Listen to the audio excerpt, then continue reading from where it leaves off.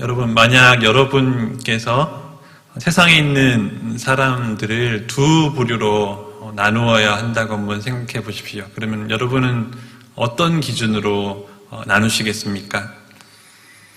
다이어트에 관심이 있는 분은 뚱뚱한 사람, 그리고 날씬한 사람, 이렇게 나눌 수 있을 거고요.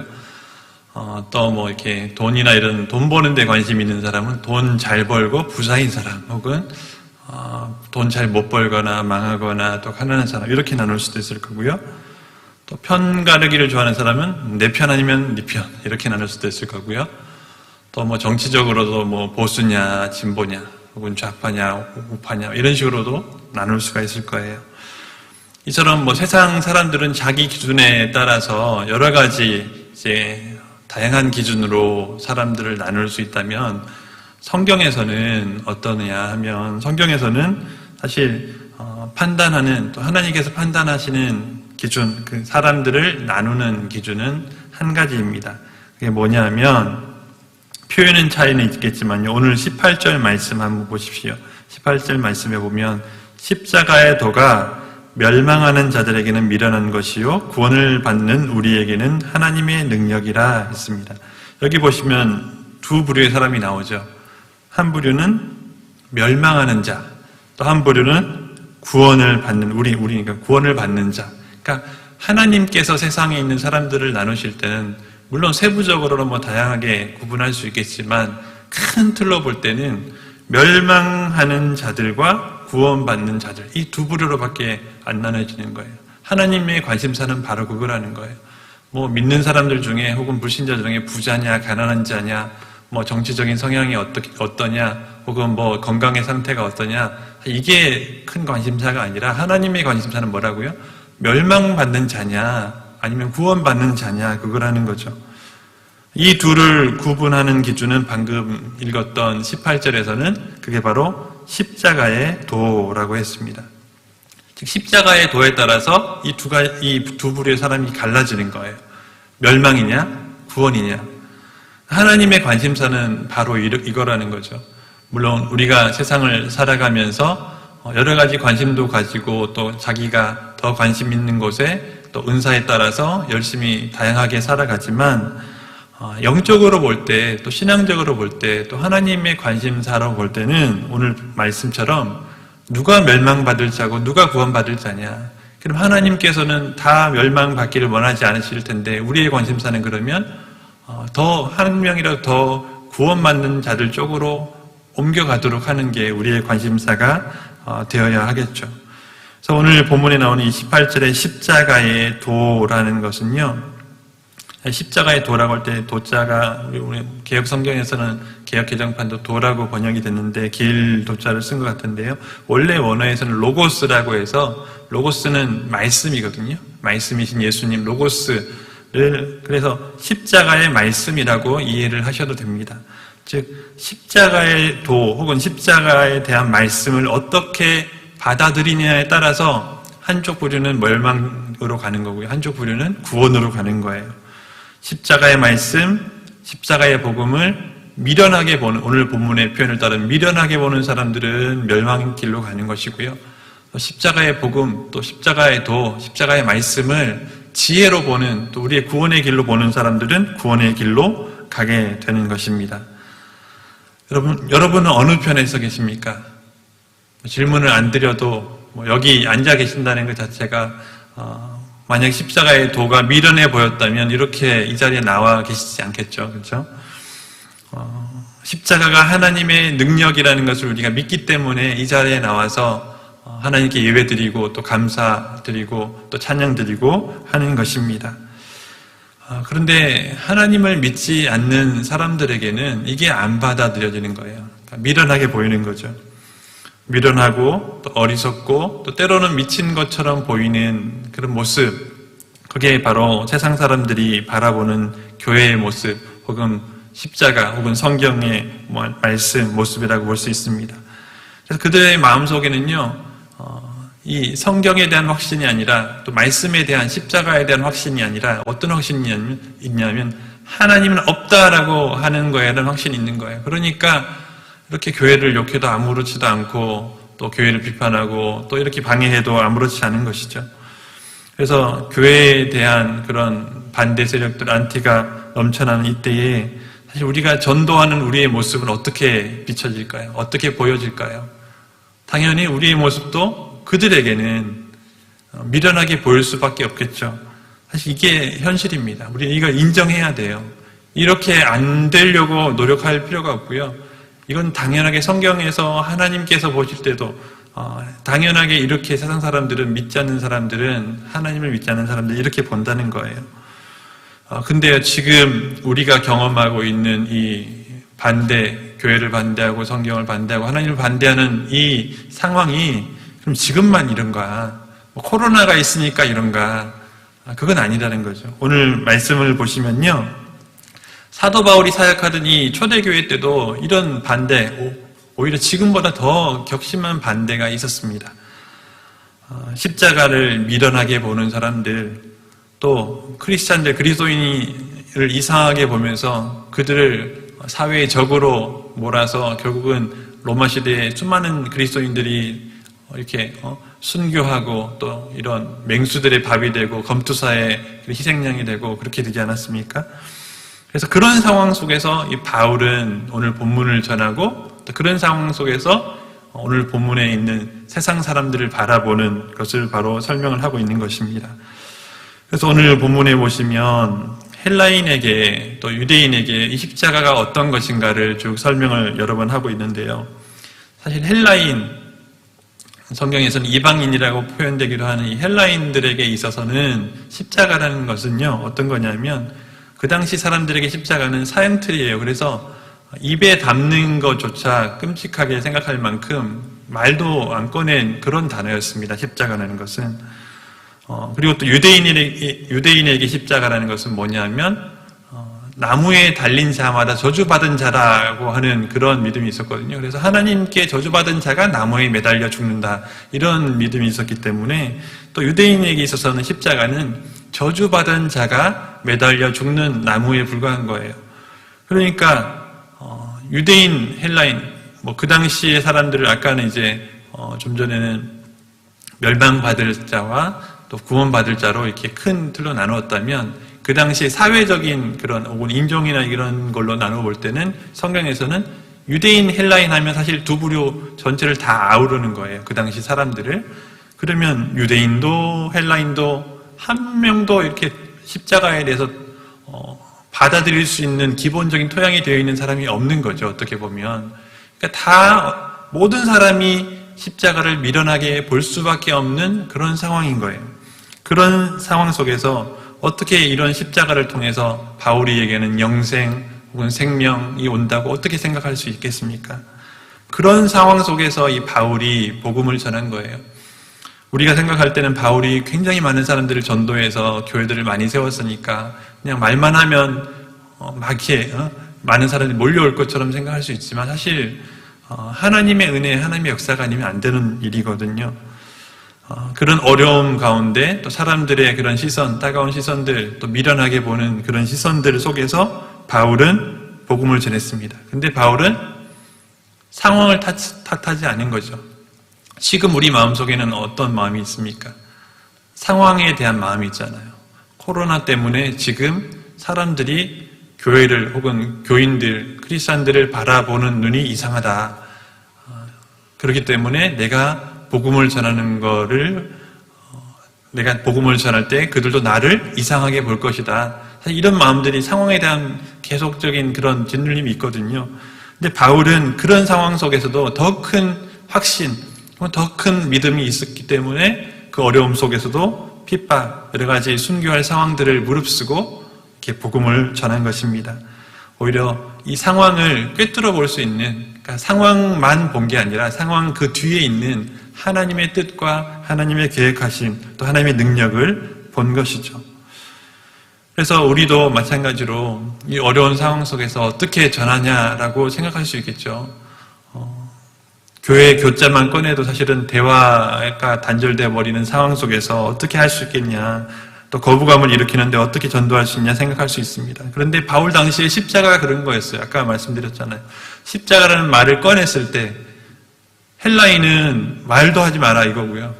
또 유대인은 그건 저주받은 사람 매달리는 그 나무에 달린 사람을 자꾸 왜 믿으라고 하냐 그런 거죠. 그런 상황 속에서 바울은 전도하고 또 하나님의 뜻을 따라서 복음을 선포했을 때에 많은 사람들이 하나님께 돌아오는 믿고 구원받는 역사가 있었습니다. 그래서 오늘 말씀을 통해서 저 여러분도 이런 말씀의 힘을 얻어서 전도에 더 나아갈 수 있는, 전도 현장으로 나갈 수 있는 여러분 되시길 간절히 바랍니다. 그런 본문으로 들어가서 그러면 세상 사람들이 왜 십자가의 말씀을 미련하게 보는가 그 이유를 이제 차근차근 한번 살펴볼 텐데요. 19절과 20절 말씀, 19절, 20절 말씀을 다시 한번 같이 읽어보겠습니다. 시작. 기록된 바 내가 지혜 있는 자들의 지혜를 멸하고 총명한 자들의 총명을 폐하리라 하였으니 지혜 있는 자가 어디 있느냐? 선비가 어디 있느냐? 이 세대의 변론가가 어디 있느냐? 하나님께서 이 세상의 지혜를 미련하게 하신 것이 아니냐? 아멘. 여기 기록된 바라고 시작하면서 쭉 19절에서 20절까지 말씀하고 있어요. 20절에 있는 지혜 있는 자, 또 선비 혹은 변론가 이런 사람들은요. 그 당시에 이 로마 시대에 살은 사람들 가운데 좀 지식층 혹은 인텔리게층들 이런 사람들 그래서 지혜 있고 나름대로 똑똑하고 사람들에게 이제 칭송받던 그런 사람들 우리가 알던 뭐 아리스토텔레스, 소크라테스, 뭐 플라톤 이런 사람들이 그 당시 그러니까 요 시대보다 이 성경 시대, 신약 시대보다는 조금 전이거든요.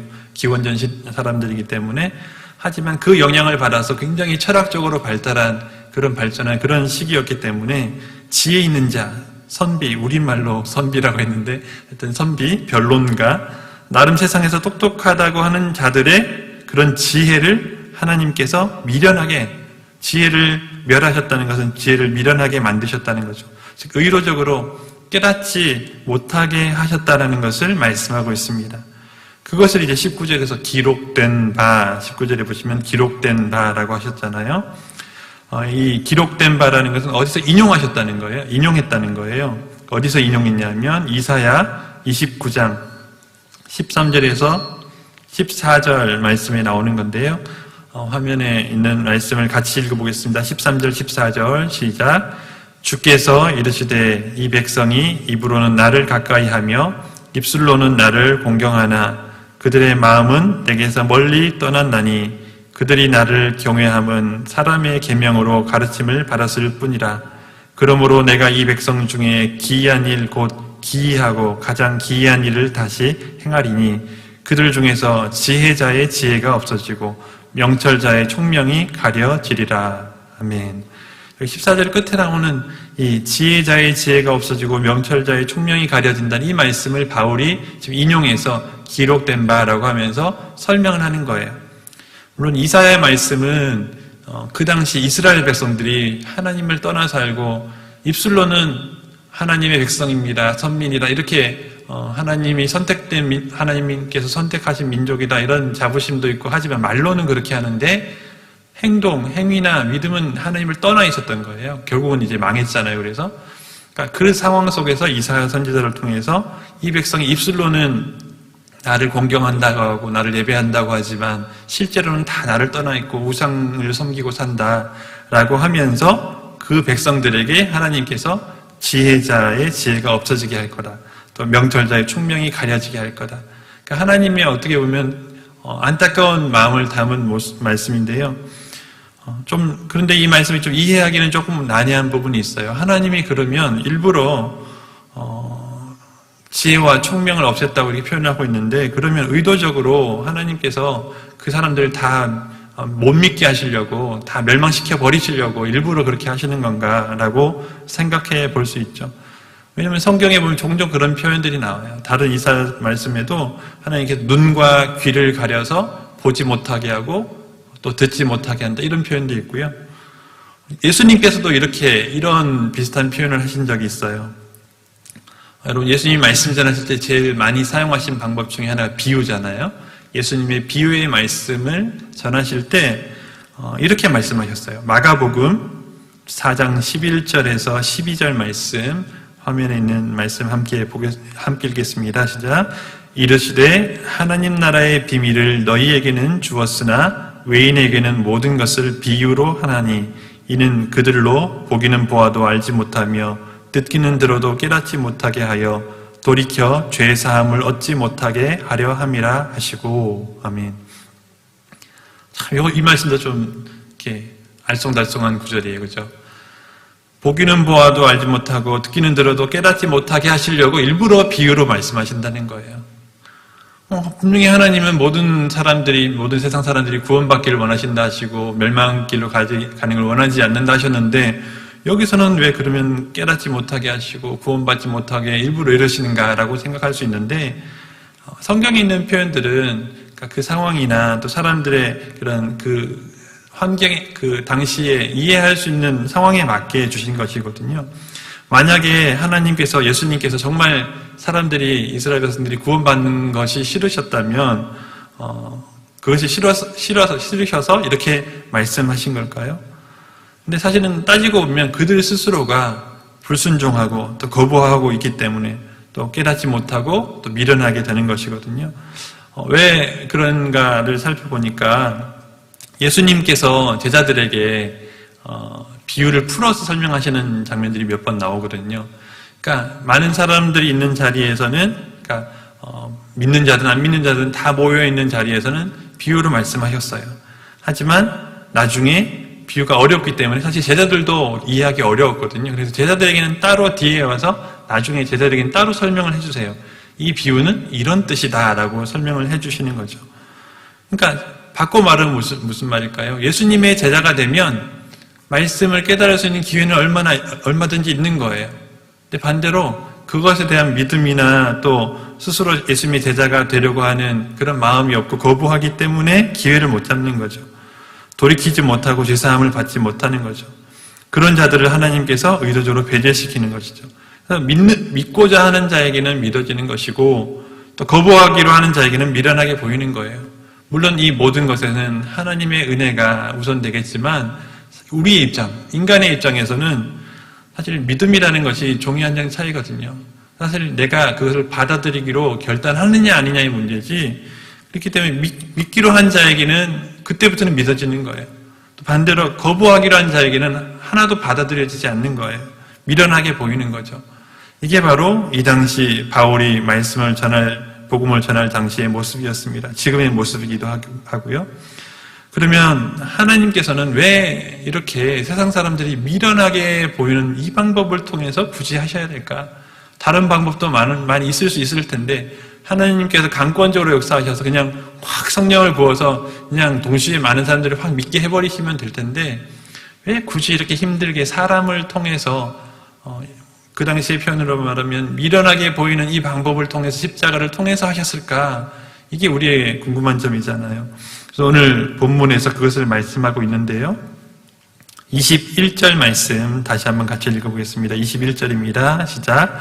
하나님의 지혜에 있어서는 이 세상이 자기 지혜로 하나님을 알지 못하므로 하나님께서 전도에 미련한 것으로 믿는 자들을 구원하시기를 기뻐하셨도다. 아멘. 여기 보면요, 하나님의 지혜에 있어서는 이 세상이 자기 지혜로 하나님을 알지 못한다 했어요. 이 말은 뭐냐면 하나님의 지혜하고 사람의 지혜를 비교해보면 어느 것이 더 높습니까? 단어는 똑같아요. 지혜. 근데 이 헬라어에서는 좀 구분해서 여러 지혜라는 단어도 구분해서 사용하는데 어쨌든 하나님의 지혜하고 사람들의 지혜, 똑같은 지혜라는 단어지만 두 개가 같은 단어일까요? 같은 의미일까요? 아니죠. 하나님의 지혜가 인간의 지혜보다 훨씬 높은 거예요. 무슨 말이냐면 인간의 지혜로 하나님의 지혜의 모든 것을 알 수가 없어요. 다 깨달을 수가 없어요. 그것을 말씀하시는 거거든요.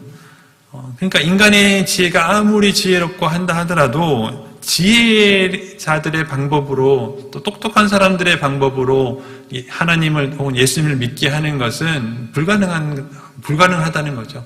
뭔가 말로 설명을 해가지고 유창하게 설명해서 되는 게 아니라는 거예요. 헬라인들이 그렇게 좋아하는 철학, 또 지혜 이런 걸로 하나님의 존재에 대해서 나름 그들은요 신에 대해서 설명할 수 있다고 생각을 해요. 그 당시 사람들이 주로 그런 걸 하려고 했었고요. 또 뭐 그리스 로마 신화 같은 것도 만들어가지고 신에 대해서 나름대로 자기들이 생각하는 신들의 세계를 만들어냈어요. 설명을 해냈어요. 근데 그거는 그들 생각에 불과한 거죠. 인간의 지혜는요, 하나님의 지혜를 다 깨달을 수 없는 거예요. 그래서 아까 앞에서 말했던 뭐 소크라테스, 플라톤, 뭐 아리스토텔레스, 여기 다 스승과 제자 사이들이거든요. 이렇게 흘러내려오는 이런 나름대로 이 그리스 로마의 철학과 이런 사상들, 이런 것들이 아무리 발전을 해도 하나님의 지혜를 담을 수 있는 그릇이 되지 못하는 거예요. 그래서 하나님은 세상 지혜로 다 이해하고 받아들일 수 있는 분이 처음부터 아닌 거예요. 그러니까 지혜로 무언가를 다 하려고 하면 안 된다는 거죠. 그래서 하나님께서는 다른 방법을 택하신 건데 그게 바로 십자가라는 거죠. 즉 오로지 하나님의 은혜로 깨닫게 또 우리에게 알려주시려고 하시려는 거죠. 그게 바로 전도에 미련한 것으로 믿는 자들을 구원하기를 기뻐하셨다. 오늘 방금 읽었던 21절 말씀에 나오는 거잖아요. 전도에 미련한 것으로, 여기서 나오는 전도라는 단어가 있죠.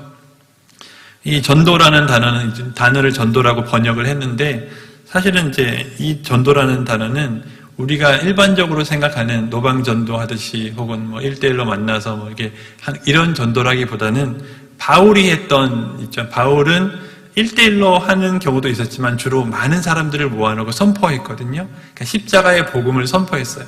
십자가가 뭐다? 굳이 세세하게 설명하려고 하지 않고 있는 그대로 십자가를 전했어요.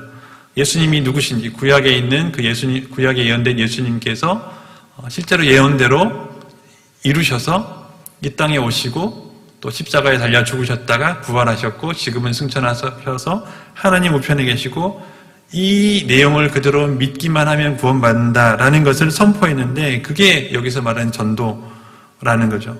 그래서 십자가에도 앞에서는 십자가의 말씀, 여기서는 전도라고 하는 게 다 연결되는 거예요. 그러니까 물론 우리가 하는 이렇게 1대1로 만나서 와보라고 하는 것도 다 큰 영역 안에서는 이 전도에 포함되겠지만 1차적으로는 하나님의 말씀을 그대로 전하는 것, 십자가를 있는 그대로 전하는 것을 통해서 그 말씀을 통해서 구원하기를 기뻐하셨다고 이렇게 표현을 하고 있습니다. 십자가가 미련해 보이지만 그럼에도 불구하고 이 선포되는 말씀 또 이 복음의 말씀을 받아들이는 자만이 구원받을 수 있는 이 방식, 이게 바로 하나님께서 구원하시는 방법이라는 거예요. 그렇기 때문에 자신들의 지혜를 더 우선시하고 또 자신들의 지혜만 의지하고 자기들이 생각만 옳다고 하는 세상 사람들은 이걸 절대로 받아들일 수가 없는 거죠. 뭔가 좀 열어놔야 되는데 절대로 아무것도 받아들이려고 하지 않는 사람에게는 즉 자만함과 자기의 지혜와 세상의 지혜와 과학과 이런 것을 계속해서 쫓아가는 사람들은 하나님의 은혜를 누릴 그런 기회를 스스로 버리는 것과 마찬가지인 것입니다. 그래서 이 당시 바울 당시에도 그랬거든요. 이렇게 하나님의 지혜 또 하나님의 방법을 통해서 우리에게 전도에 미련한 것으로 주시려고 하는데 그 당시 유대인은 어떠했습니까? 22절 한번 볼까요? 유대인은 뭘 구했다고요? 표적을 구했다 했고요. 헬라인은 뭘 찾았다고요? 지혜를 찾았다 했어요. 유대인의 관심사는 표적이라는 거고요. 헬라인의 관심사는 지혜라는 거예요. 여기서 말하는 유대인들은 표적을 구한다고 할 때 이 표적은 어떻게 보면 능력, 오늘 본문에 나오는 말씀의 제목이 하나님의 능력과 지혜인데요. 이 표적이 어떻게 보면 능력과 좀 가까운 거예요. 예를 들면 예수님께서 오병이어의 기적을 행하셨을 때 이야 대단한 능력이다. 사람들이 막 몰려들었어요. 뭐 이렇게 나사로를 다시 살리셨을 때도 마찬가지고요. 여러 가지 병자를 고치셨을 때, 귀신을 쫓아내셨을 때 사람들은 그런 기적을 보면서, 이적을 보면서 아 표적이다, 이 사람이 메시아다, 따라가야 되겠다라고 생각하면서 표적이라고 생각했어요. 그래서 이스라엘 유대인들은 표적을 구한 거죠. 그래서 예수님을 처음 이 기적과 이적을 행하시는 예수님 봤을 때는 야 이게 정말 표적이라 생각해서 따라갔는데 나중에 어떻게 됐습니까? 예수님께서 계속 그렇게 하신 것이 아니라 때가 되시니까 이제는 6월절이 다가오시고 예루살렘으로 가셔서 십자가를 지셔야 될 때가 다가오니까 그때부터는 이제 표적을 행하신 게 아니라 이제는 십자가를 말씀하시기 시작하신 거예요. 나는 이제 십자가를 지러 가야 된다. 너희들도 나를 따라오려거든 자기 십자가를 지고 나를 따라와라. 이건 표적이 아니거든요. 이건 받아들여야 되는 거예요. 근데 이거 사람들이 표적만 구하는 사람들에게는 이거는 아닌 거죠. 능력을 행해야 되는데 십자가에 죽다니 이거는 능력과 정반대의 것이잖아요. 그러니까 유대인들에게 있어서는 표적과 십자가는 정반대의 것이라는 거예요. 그래서 표적을 구하는 유대인들에게 십자가를 전한다는 것은 정말 미련해 보이는 것이고요. 무능력해 보이는 것이고요. 마찬가지예요. 헬라인들은 지혜를 찾는다 했는데 아까 말씀드렸지만 그 당시 헬라인들은 자부심이 대단한 거예요. 이렇게 수많은 철학자들, 그들을 통해서 전수받은 수많은 철학들, 지혜들, 나름대로 생각할 때 그런 지혜들이 있기 때문에 나름대로 막 이렇게 유창하게 뭔가를 웅변을 하고 이렇게 해서 설명을 해서 자기들을 설득시키기를 원하는 거예요. 그게 지혜라고 생각한 거죠. 그런데 이 사람들에게 십자가를 전하니까 이거는 말도 안 되는 거거든요. 그래서 자기들이 지혜로 하나님을 알 수 있다고 생각하는 사람들에게 십자가를 들이밀면 그들이 더 거부하겠죠. 그래서 유대인들은 표적을 구하고 헬라인들은 지혜를 구하지만 이런 건 아무리 줘봐야 표적도 주고 지혜도 주지만 그때뿐이거든요. 수많은 사람들이 예수님을 따라갔어요. 표적 보고 이적 보고 기적 보고 따라갔어요. 근데 어떻게 됐습니까? 그때뿐이에요. 십자가를 얘기하니까 다 그냥 되돌아가 버린 거예요. 제자들이 몇 명 안 남은 거예요.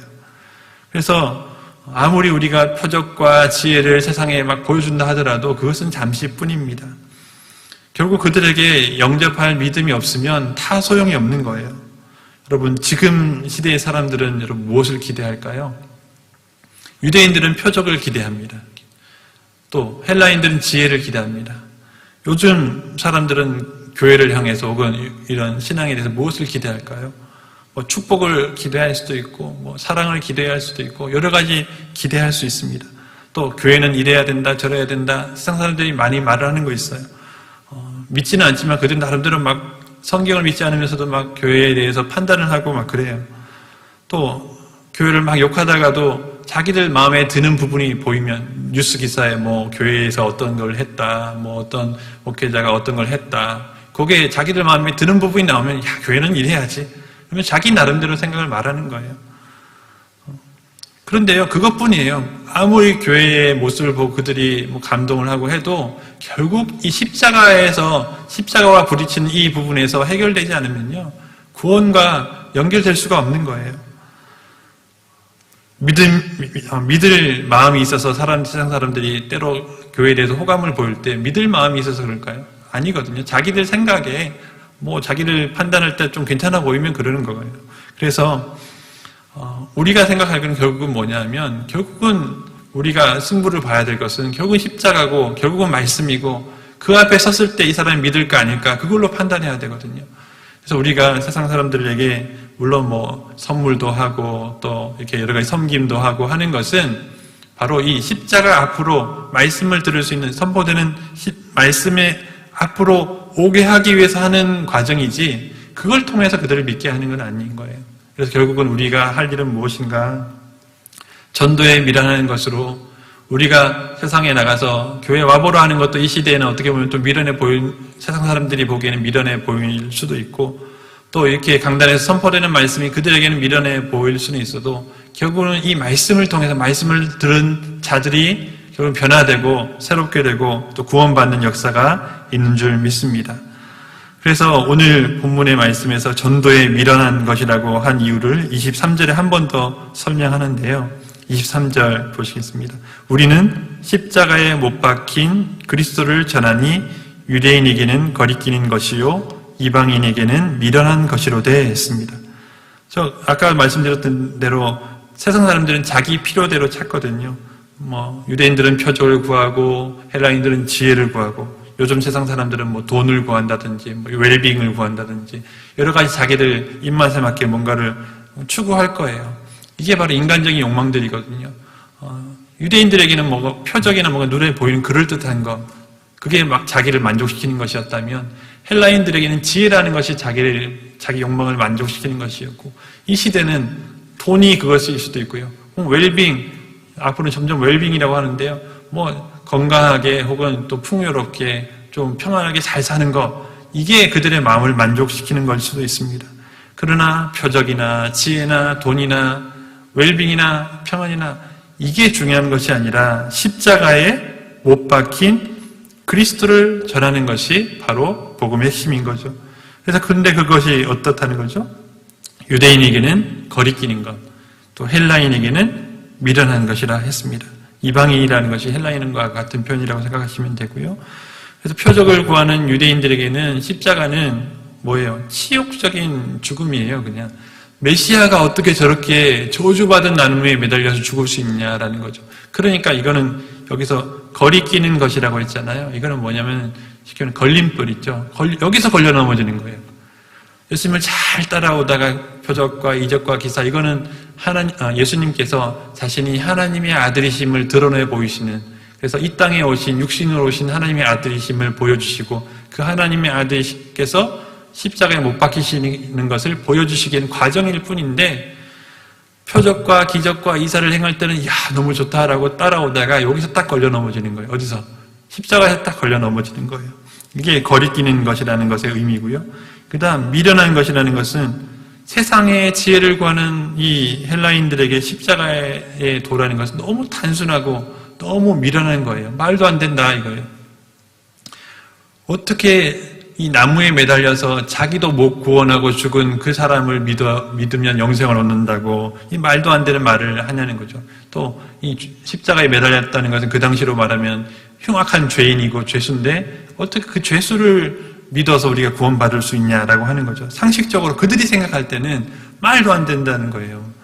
그래서 좀 더 고상하고 좀 더 철학적으로 좀 더 이렇게 유창하게 이렇게 혹은 그 당시 철학적인 표현으로 형이상학적으로 막 표현을 해야 뭔가 믿을 수 있다고 그들이 생각하는 거죠.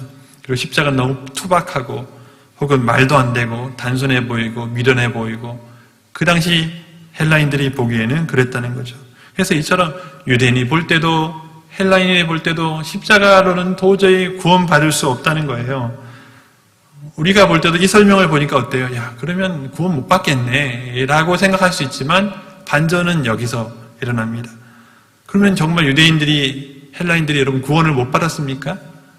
다 그렇게 미련하게 생각하고 다 그렇게 거리껴서 마음에 걸려가지고 넘어져서 못 믿었습니까? 아니거든요. 한 명도 구원 못 받은 게 아니에요. 오히려 많은 사람들이 구원을 받았어요. 여기서 이제 반전이 있는 거거든요. 24절이 그 말씀을 표현하고 있습니다. 24절 말씀 함께 읽어볼까요? 시작.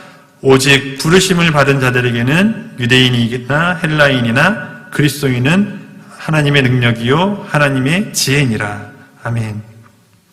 오직 부르심을 받은 자들에게는 유대인이나 헬라인이나, 방금 설명할 때 유대인은 표적을 구하고 헬라인은 지혜를 구해서 거리끼고 미련하고 절대 구원 못 받을 것 같은 사람들이, 오직 부르심을 받은 자들은 그리스도가 어떻게 해요? 하나님의 능력이요 하나님의 지혜가 된다고 했어요.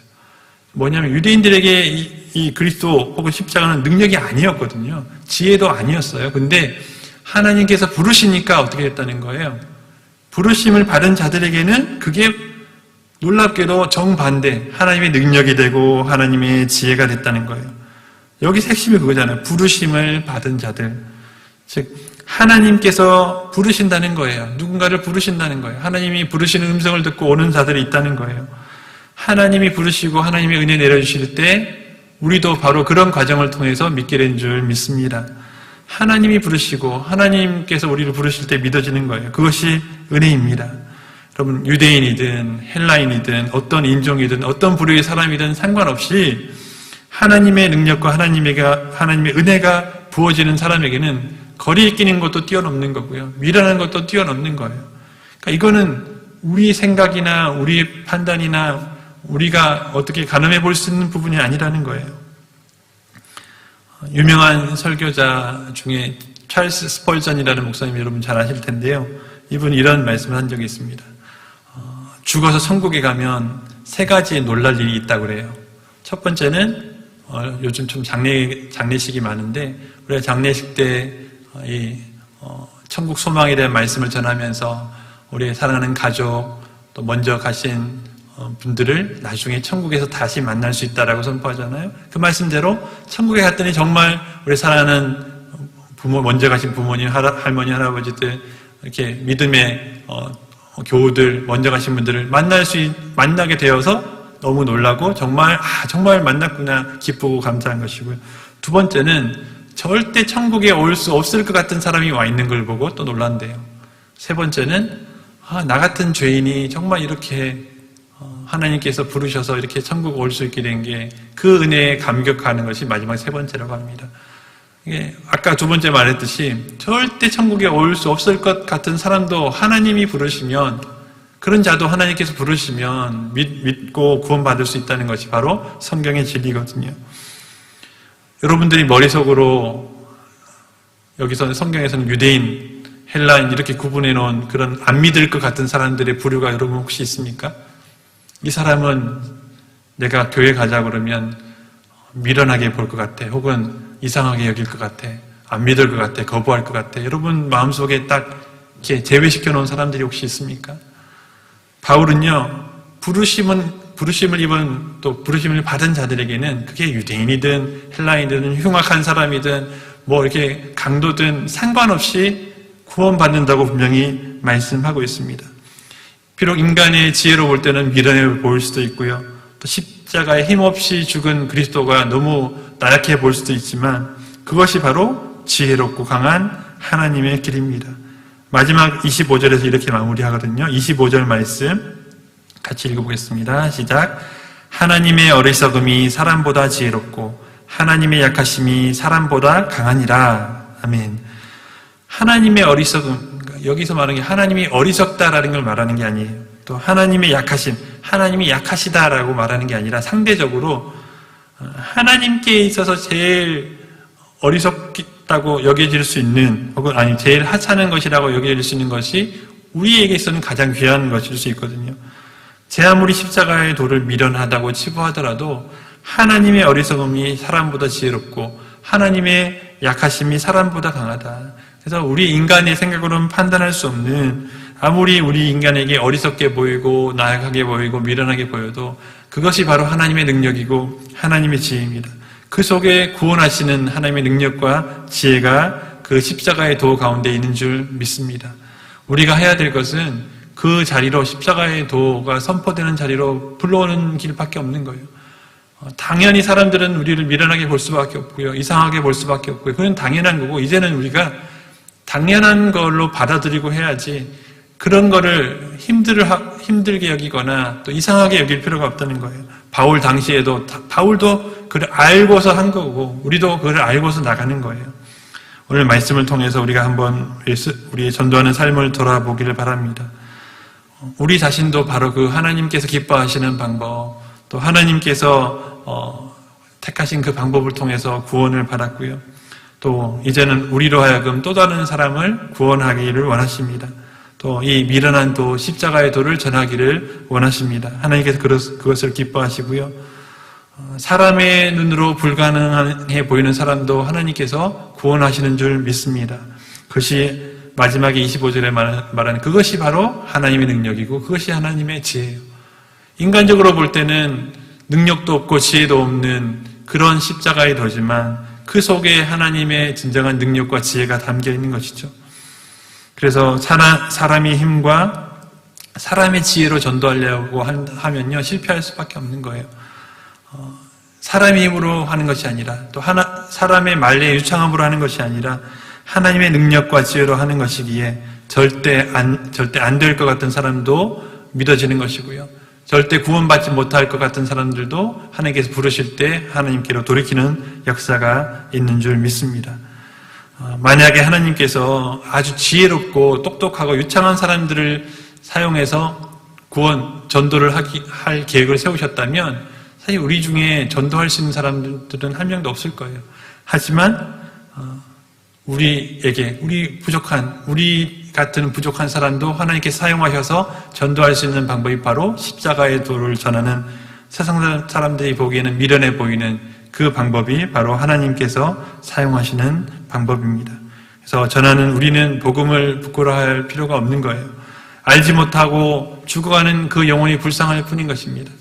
처음에 말씀드렸잖아요. 우리가 구분할 때 멸망받을 자냐, 구원받을 자냐, 천국으로 갈 자냐, 혹은 지옥으로 갈 자냐, 그것만 우리가 보자는 거예요. 그것이 그런 하나님의 눈으로 바라볼 때 우리가 할 수 있는 것은 그 사람들에게 와보라고 하고, 하나님의 말씀이 선포되는 강단에 선포되는 이 교회 예배의 자리로 불러왔을 때에 그들이 1대1로 하나님 앞에 서는 거예요. 그래서 그 말씀을 듣고 십자가의 도를 듣고 나름대로 택하는 거죠. 선택하는 거죠. 결단을 하는 거죠. 믿기로 작정한 자는 영접하는 것이고, 여기 오더라도 안 되는 사람은 안 될 수 있어요. 그런데 그건 우리가 판단할 수 있는 것이 아니거든요. 이제 며칠 안 남았는데 10월 25일 또 28일 11월 1일 세 번의 집회에 여러분들 주변에 있는 절대 안 될 것 같았던 그 사람이라도 하나님의 눈을 열어서 하나님의 관심으로 바라보아서 더 많은 사람들을 이 자리로 초청해서 정말 그 사람들이 보기에 미련해 보이는 그 십자가의 도가 선포될 때 놀라운 역사가 일어나기를 예수님의 이름으로 축원합니다. 기도하겠습니다. 사랑이 많으신 하나님 아버지, 은혜를 감사합니다. 오늘 말씀처럼 하나님, 사도 바울이 십자가의 도를 담대하게 전했던 것처럼 하나님, 저희들에게도 그런 담대함을 주시옵소서. 사람들이 아무리 미련하게 보고 어리석게 볼지라도 하나님의 능력과 지혜가 그 십자가의 도, 십자가의 말씀 가운데 있는 줄 믿습니다. 그 확신 가지고 나아가서 이번 새생명축제에 정말 이런 양들, 또 세상을 향해 가는 불신자들 주님께로 초청할 수 있도록 저희들을 사용하여 주시옵소서. 예수님의 이름으로 기도하옵나이다. 아멘.